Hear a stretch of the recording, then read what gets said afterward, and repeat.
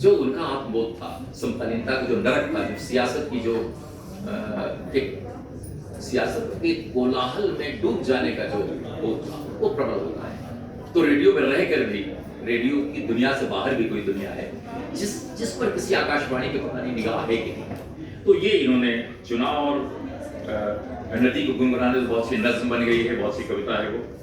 और मैं ये समझता हूँ कि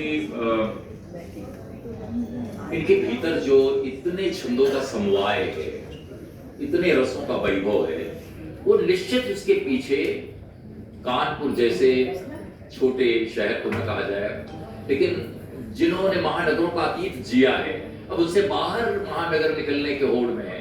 कभी ने कहा था, खोली दर खोली में घर गए उधर, रहने लायक नहीं रहे महानगर। उन महानगरों से निकलकर छोटे महानगरों से बड़े महानगर में आ गए, जो वाकई रहने लायक है या नहीं है, ये सवाल हमेशा होता है। लेकिन कभी हमेशा एक ऐसी प्रति संसार का स्वामी होता है जिसमें उसकी अपनी रिहाइश होती है, और जिसको कवि का आवास कहते हैं। ये बिंब आते हुए पहुंच गए हैं, तो कवि का अपना आवास होता है, कवि के अपने कुछ प्रतीक होते हैं, तो कवि की अपनी दुनिया होती है। इसी प्रति संसार में वो अपनी कविता के स्थापत्य को बुनता, रचता और संवारता रहता है। उसे दुनिया कितनी संवरती है, ये बात की बात है, उसका एक दावा है। शुक्रिया, बहुत धन्यवाद। बहुत बहुत शुक्रिया।